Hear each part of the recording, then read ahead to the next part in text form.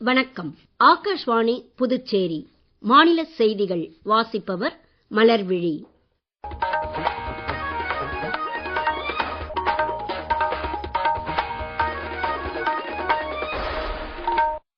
தலைப்புச் செய்திகள். பிரதமர் திரு நரேந்திர மோடி 5 நாடுகளுக்கான 6 நாள் பயணத்தின் முதல் கட்டமாக இன்று UAE தலைநகர் அபுதாபி சென்றடைந்துள்ளார். பலதரப்பு அமைப்புகளில் சீர்திருத்தம் கொண்டு வருவதில் கூட்டாண்மை நாடுகளுடன் ஒருங்கிணைந்து செயல்பட இந்தியா உறுதி பூண்டுள்ளதாக வெளியுறவு அமைச்சர் டாக்டர் ஜெய்சங்கர் கூறியுள்ளார். இந்தியாதான் எண்ணெய் விலை உயர்வை திறம்பட்ட முறையில் சமாளித்து வருவதாக மத்திய அமைச்சர் திரு கிரண் ரிஜிஜு கூறியுள்ளார்.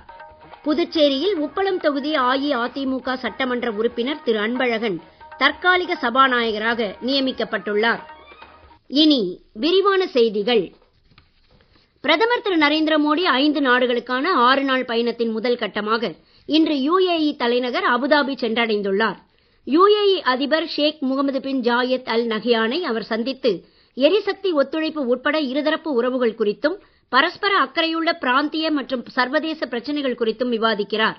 இருதரப்பு உறவுகளை வலுவான அரசியல், கலாச்சார மற்றும் பொருளாதார ஒத்துழைப்புடன் கூடிய தந்திரோபாய கூட்டாண்மையாக மேம்படுத்துவது குறித்தும் விவாதங்கள் இடம்பெற உள்ளன.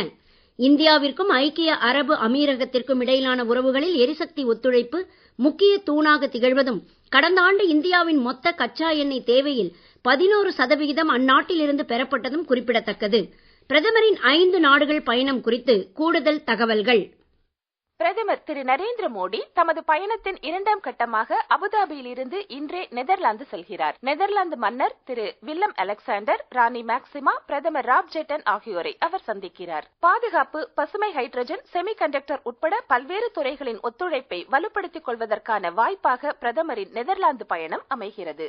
நெதர்லாந்தை தொடர்ந்து பிரதமர் வரும் ஞாயிற்றுக்கிழமை ஸ்வீடனுக்கும் 18ஆம் தேதி நார்வே நாட்டிற்கும் பயணம் மேற்கொள்கிறார். ஸ்வீடனில் ஐரோப்பிய ஆணையத்தின் தலைவர் திருமதி உர்சுலா வாண்டர் லேயனுடன் இணைந்து ஐரோப்பிய வர்த்தக தலைவர்கள் கூட்டத்திலும் நார்வேயில் 3வது இந்தோ நார்டிக் உச்சி மாநாட்டிலும் பிரதமர் கலந்து கொள்கிறார். 5 நாடுகள் பயணத்தின் இறுதி கட்டமாக பிரதமர் திரு நரேந்திர மோடி வரும் 19ஆம் தேதி இத்தாலி சென்று அந்நாட்டு அதிபர் திரு சர்ஜியோ மேத்ரெல்லா உள்ளிட்ட தலைவர்களை சந்திப்பார் என்றும் அறிவிக்கப்பட்டுள்ளது. சீர்திருத்தங்களுடன் கூடிய திறம்பட்ட பலதரப்பு ஒத்துழைப்பு என்னும் குறிக்கோளை எட்டுவதில் கூட்டாண்மை நாடுகளுடன் ஒருங்கிணைந்து செயல்பட இந்தியாவின் உறுதிப்பாடு தொடர்வதாக வெளியுறவு அமைச்சர் டாக்டர் ஜெய்சங்கர் கூறியுள்ளார்.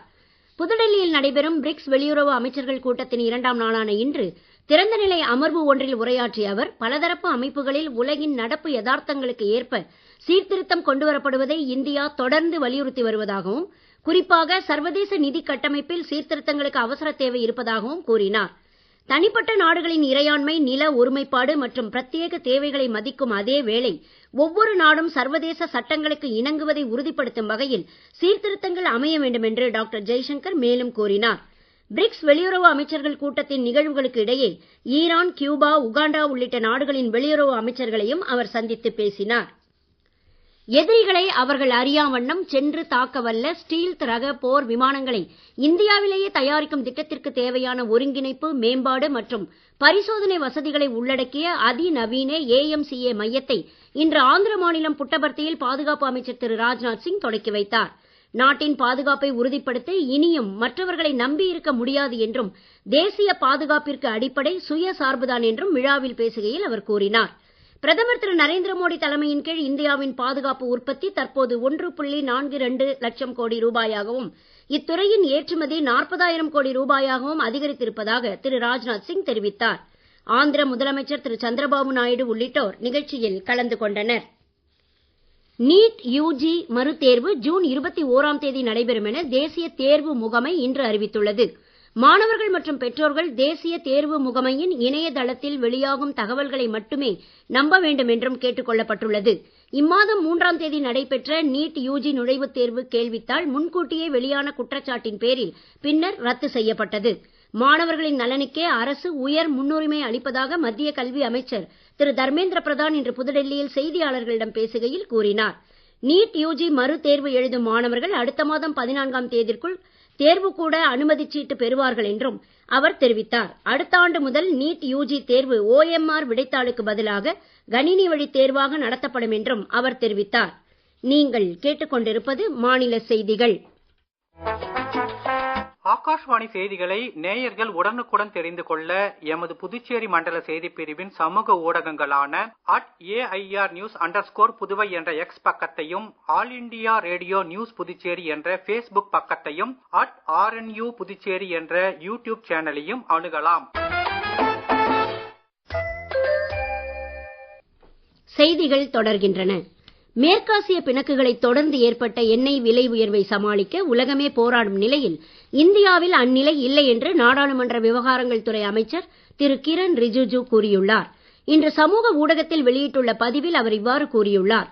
சமூக ஊடக பதிவு குறித்து கூடுதல் விவரங்கள். பல்வேறு நாடுகளில் பெட்ரோல் டீசல் விலை 20 முதல் சுமார் 100% வரை உயர்ந்த நிலையில் இந்தியாவில் மட்டுமே பெட்ரோல் விலை உயர்வு 3.2% அளவிலும், டீசல் விலை உயர்வு 3.4% அளவிலும் கட்டுப்பாட்டில் வைக்கப்பட்டுள்ளதாக மத்திய அமைச்சர் திரு கிரண் ரிஜிஜு கூறியுள்ளார். சர்வதேச சந்தையில் விலை நிலவரங்கள் தீவிரமடைந்து பிரெண்ட் கச்சா எண்ணெய் விலை பீப்பாய்க்கு $100 தாண்டி அதிகரித்த நிலையிலும் இந்தியாவின் பொதுத்துறை எண்ணெய் நிறுவனங்கள் பல வாரங்களுக்கு பெரும் இழப்பை தாங்களே ஏற்றுக்கொண்டு பொருளாதார அழுத்தம் மற்றும் பண வீக்கத்திலிருந்து மக்களை பாதுகாத்திருப்பதாக அவர் தெரிவித்துள்ளார். பொருளாதார ஸ்திரத்தன்மை, மக்கள் நலன் இரண்டையும் ஒரு சேர பராமரிப்பதில் இந்தியா பிரதமர் திரு நரேந்திர மோடியின் தலைமையில் தொடர்ந்து சிறப்பான முறையில் செயல்பட்டு வருவதாக அமைச்சர் மேலும் கூறியுள்ளார். புதுச்சேரியில் உப்பளம் தொகுதி அஇஅதிமுக சட்டமன்ற உறுப்பினரும் அக்கட்சியின் மாநில செயலருமான திரு அன்பழகன் தற்காலிக சபாநாயகராக நியமிக்கப்பட்டுள்ளார். இதற்கான உத்தரவை சட்டப்பேரவை செயலர் இன்று வெளியிட்டுள்ளார். திரு அன்பழகன் தற்காலிக சபாநாயகராக முறைப்படி பதவியேற்ற பின்னர் புதிதாக தேர்ந்தெடுக்கப்பட்டுள்ள சட்டமன்ற உறுப்பினர்களுக்கு பதவி பிரமாணம் செய்து வைப்பார். புதுச்சேரியில் சென்டாக் அரசு கோட்டாவின் கீழ் பிஎஸ்சி நர்சிங் படிப்பில் சேர விரும்பும் மாணவர்கள் இதற்கான குழு நிறைவுத் தேர்வில் பங்கேற்க வரும் 18ஆம் தேதி முதல் ஜூன் 1ஆம் தேதி வரை சென்டாக் இணையதளம் மூலம் விண்ணப்பிக்கலாம் என அறிவிக்கப்பட்டுள்ளது. பொது நுழைவுத் தேர்வு ஜூன் 14ஆம் தேதி நடைபெறும். பிஎஸ்சி நர்சிங் படிப்பில் சேர விரும்புவோர் சென்டாக் இணையதளம் மூலம் முதலில் நீட் அல்லாத படிப்புகளுக்கும் பின்னர் தனியாக பிஎஸ்சி நர்சிங் படிப்பிற்கும் 2 முறை விண்ணப்பிக்க வேண்டும் என்றும் அறிவிக்கப்பட்டுள்ளது. 2027ஆம் ஆண்டு மக்கள் தொகை கணக்கெடுப்பின் முதல் கட்டமாக வீடுகள் மற்றும் கட்டிடங்களை பட்டியலிடும் பணிகள் தொடங்க இருப்பதை முன்னிட்டு காரைக்காலில் இது தொடர்பான விழிப்புணர்வு நிகழ்ச்சி மாவட்ட ஆட்சியர் அலுவலகத்தில் இன்று நடைபெற்றது.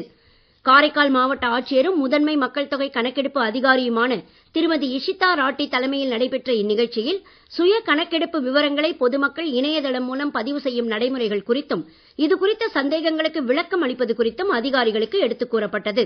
காரைக்கால் மாவட்டத்தில் சுய கணக்கெடுப்பு பணிகளை 100% முழுமையாக எட்ட அனைத்து துறை தலைவர்களும் தொடர்புடைய அலுவலர்களும் ஒத்துழைப்பு அளிக்க வேண்டும் என மாவட்ட ஆட்சியர் கேட்டுக் கொண்டார்.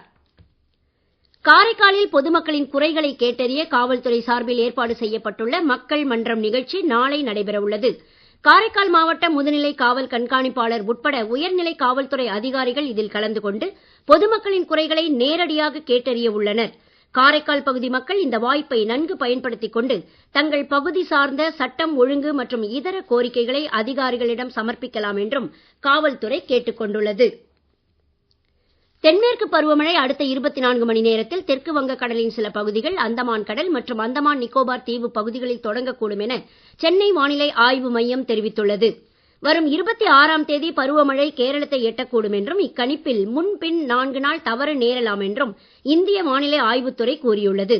கேரளத்தில் ஜூன் 1ஆம் தேதி தென்மேற்கு பருவமழை தொடங்குவதே வழக்கம் என்பதும் குறிப்பிடத்தக்கது. இதற்கிடையே நேற்று வங்கக்கடலில் நிலவிய ஆழ்ந்த காற்றழுத்த தாழ்வு பகுதி இன்றும் அதே பகுதிகளில் நீடிக்கிறது. இன்றைய தினம் கடலூர், விழுப்புரம், மயிலாடுதுறை, நாகை, திருவாரூர் மாவட்டங்கள் மற்றும் புதுச்சேரி, காரைக்கால் பகுதிகளில் ஓரிரு இடங்களில் கனமழை பெய்யக்கூடும் என எதிர்பார்க்கப்படுகிறது. மேற்கு தொடர்ச்சி மலை மாவட்டங்கள், கடலோர தமிழகத்தின் ஒரு சில இடங்கள் மற்றும் புதுச்சேரி, காரைக்கால் பகுதிகளில் மிதமான மழைக்கும் தமிழகத்தின் இதர பகுதிகளில் லேசான மழைக்கும் வாய்ப்பு இருப்பதாக வானிலை அறிக்கையில் தெரிவிக்கப்பட்டுள்ளது. சூறாவளி காற்றுக்கு வாய்ப்பு அதிகமுள்ள தமிழகத்தின் கடலோர பகுதிகள், வங்கக்கடல் பகுதிகள், அரபிக்கடல் பகுதிகளுக்கு மீனவர்கள் செல்ல வேண்டாம் என அறிவுறுத்தப்பட்டுள்ளனர். மீண்டும் தலைப்புச் செய்திகள். பிரதமர் திரு நரேந்திர மோடி 5 நாடுகளுக்கான 6 நாள் பயணத்தின் முதல் கட்டமாக இன்று UAE தலைநகர் அபுதாபி சென்றடைந்துள்ளார். பலதரப்பு அமைப்புகளில் சீர்திருத்தம் கொண்டு வருவதில் கூட்டாண்மை நாடுகளுடன் ஒருங்கிணைந்து செயல்பட இந்தியா உறுதி பூண்டுள்ளதாக வெளியுறவு அமைச்சர் டாக்டர் ஜெய்சங்கர் கூறியுள்ளார். இந்தியாதான் எண்ணெய் விலை உயர்வை திறம்பட்ட முறையில் சமாளித்து வருவதாக மத்திய அமைச்சர் திரு கிரண் ரிஜிஜு கூறியுள்ளார். புதுச்சேரியில் உப்பளம் தொகுதி அஇஅதிமுக சட்டமன்ற உறுப்பினர் திரு அன்பழகன் தற்காலிக சபாநாயகராக நியமிக்கப்பட்டுள்ளார். இத்துடன் இந்த செய்தி அறிக்கை நிறைவு பெறுகிறது. வணக்கம்.